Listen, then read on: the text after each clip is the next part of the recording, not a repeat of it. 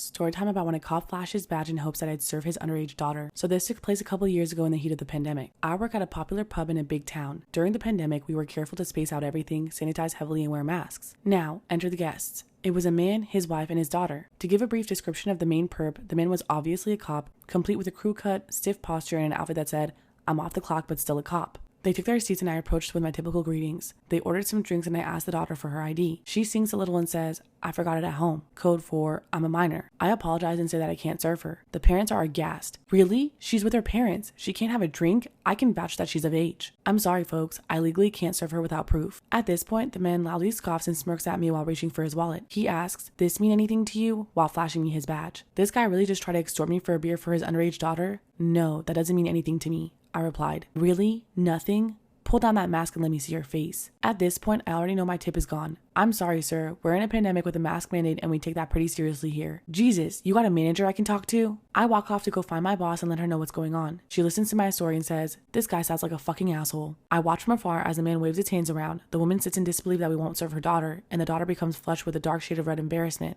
They hash it out for about 5 minutes while my coworkers and I try our hardest not to stare at the meltdown this middle-aged police officer is having over his server not illegally serving his daughter a drink. My manager returns and says, "Fuck those people. We'll give them dinner, but the girl isn't drinking. If they say anything else to you, tell me and they're out." I can't believe this guy is a cop. While we're laughing at how ridiculous the situation is, a man from another one of my tables walks up behind us and interrupts. "Hi, I have OP as my server too, and he's great. That dude is an asshole." The rest of the meal was tense and awkward. The parents were fuming and the daughter seemed like she wanted nothing more than to leave. Nobody would look at me anytime I approached and I kept my service pretty stiff and formal. The cop asked a few more questions about my name, who my parents are, and what part of town I live in, but I danced around them and avoided answering anything personal. As expected, no tip. Feels a little ironic here that I did the protecting and serving there that evening. Storytime about why I will never babysit ever again. So, a little background information. I was 17 and a senior in high school. And my parents were super annoyed about the fact that I hadn't had a job since I was 14. So their friends just happened to need a babysitter. So they told me that I had to do it. So fast forward, I go over there super early in the morning and the mom had already left for work. And the dad, who we're gonna call Will, he was just about to leave. And before he walked out the door, he told me that there was a list of things that needed to be done before they got home. So their daughter Autumn, who was 5 years old, she was still sleeping. And I was reading through the list and it was just normal stuff. Like nap time at 2 o'clock, no pop after 7 o'clock, that sort of stuff. And then it had an arrow pointing towards the back. And when I flipped the page over, it said, "By the way, Autumn is scared to bathe by herself, so please get a shower with her." And I was not comfortable with that, so I called my mom and I told her about it, like for part 2. Part 2 about why I will never ever babysit ever again. So like I said, I flipped the page over and it said that their daughter was scared to bathe alone, so I would have to take a shower with her. And I called my mom and I told her about it. And she was like, "Well, honey, that doesn't sound that weird. Don't you remember when your little brother was scared of the toilet and we would have to take him to the bathroom and stand there with him for 20 minutes while he tried to go to the bathroom?" So I was super annoyed that she was even comparing those two situations. Because first of all, that was my little brother. Second of all, this is just freaking weird. So I told her to bring my bathing suit over and then I did everything on the list. Fast forward, Autumn said that she really liked me, so her parents wanted me to come over and babysit again. So I did, and whenever I was setting up the shower that day, there was a stack of towels sitting on the toilet, and when I picked it up to move it, a camera fell out of the pile of towels as soon as I picked it up, and it was recording. I was really weirded out, but I wanted to show it to my mom.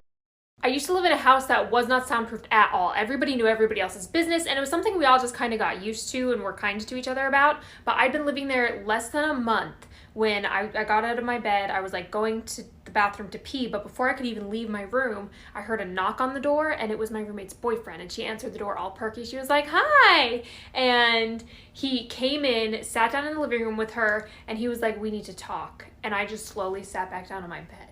And I sat there listening while he broke up with her in the living room, and I wanted to text her and be like, "This guy's a douche. I never liked him," but I barely moved in, so we didn't know each other like that. And I could lie and say that I tried to give them some privacy by like putting on my headphones or something, but the headphones were broke or not charged.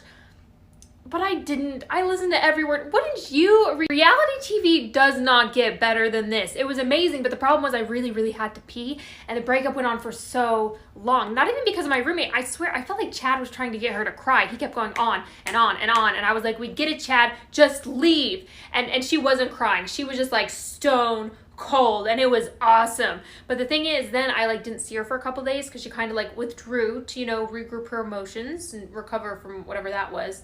And even though we lived in the same house, it was really easy to just not see each other sometimes. So a few days later, she was finally like, Chad broke up with me. And I was like, what? No, I never liked him. What did he say? Tell me everything. Even though I'd witnessed it, I was right there. And after the breakup ended, I couldn't even immediately get up and go to the bathroom because I felt so awkward that she was going to realize that I was there for all of it. Just like a literal fly on the wall. My bedroom was right next to this other girl, Emma, for a long time. And at one point she said, oh, I hope you don't have to like hear me and my boyfriend having sex. And I said, oh, I sure do. She said, no, really? I'm so embarrassed. I'm so embarrassed. Are you sure? When did you hear us? And I said, I just heard you last Tuesday at about 2 a.m. when I was getting up to go to the bathroom. And she said, no, I said, don't be embarrassed. We're all adults. And she said, no. Are you sure it was me? Are you sure it wasn't the TV you heard? And I was like, what are you watching, Bridgerton? I also had the bedroom that was right next to the bathroom, so I would conveniently hear all the boyfriends just absolutely wrecking our toilet all hours of the day. There was like an echo. Like you could, it was so gross. And I started to hear all their different like pee streams because it would echo into my bedroom. And I mentioned that to my roommates one day. I was like, yeah, somebody has a boyfriend with a very strong pee stream. And the two girls started arguing. One of them was like, oh, that's my boyfriend. He has such a heavy stream. And the other girl was like, no, I think it's mine. He has a really heavy stream. And I was like, I don't care whose boyfriend has the stronger pee stream. It was a literal pissing contest. He was telling her how disgusting I was to him. How he often found it hard to share the same bed since I snored like a dog. He sent her pictures of me while sleeping. Oh! Sometimes in underwear with comments about my belly, double chin, back boobs, etc. The fucking fuck? To decide to do things and stand up to his wife because he's the man. Yeah, he definitely does not have big brain energy here. Like, I like that. I like that a lot. That's a thing. That's a thing now. Is it? I think big I don't brain... go on TikTok, so I don't know. I've never... If it's a thing, I haven't seen it. Oh, okay, cool. So yeah, this is new. Yeah. Cool. Because like there's like this little brain, like, can he not compute standing up to mom? Like he definitely does not have big brain energy here. And I'm saying that with like a grain of salt, like any family member. Does he not have the ability to stand up to family? Like it could be anyone. Fill in the blank with mom, dad, grandma, aunt, uncle. Something's off here. Yeah. And so this whole thing would just really derail me. Why did I just go full fucking robot? I don't know, but I really liked it. Damn it. That was so embarrassing. What the hell, Morgan? I don't know. We're pulling out some weird moves today. Like, both of us are saying things that I feel like we normally don't. I don't know what's going on. Go on. Her husband died a week ago. This just blows my mind. But no, I agree. No promoting going through phones ever. Okay. I'm glad we're all on the same page, mostly. Hopefully. Maybe. Okay, I'm going to take back ever, but can't commit to that. Too solid. Am I wrong for not telling my boyfriend that I had been a surrogate before we got together? I, 28 female, have been dating my boyfriend, 29 male, for a little over 2.5 years. When we began to get serious, I told him I didn't want to have kids. I wasn't interested in that, and it wouldn't be fair to string him along. He wanted kids, but we talked it over and he decided he could live without. Things were fine until we visited my family a few days ago for my dad's birthday. My boyfriend saw some old pictures of me when I was 20 and clearly heavily pregnant. He was upset and asked me what this was and thought I had a child and gave them up. I explained to him that my older sister and her husband had been struggling with fertility and she'd had several miscarriages, so I offered to carry the child for them, and my 7-year-old niece was the result of this. I in no way feel maternal love towards her. She is their biological child, and I've never felt that I was anything but the oven for her bun. I never brought it up before as I didn't think it mattered, and it was so long ago that it wasn't really anyone's business. He, however, feels differently, and when we left, he told me that I should have told him and said how it wasn't fair how I'd be willing to give my sister a child but wouldn't even consider having one with him. I got upset as there is a big difference between carrying a child and raising a child, and told him as much. I told him I was sorry for not telling him, but honestly I hadn't felt it was his business, and it had been years before we got together. I then reminded him how he had been the one to say he could live without children, as I'd warned him long ago. He is still upset with me. I honestly didn't think I did anything wrong. So, am I the asshole here?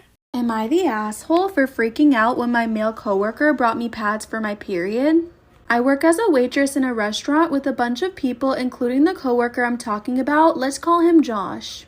Now, Josh was always a very sweet guy to me, not gonna lie, although I didn't consider him exactly a friend yet.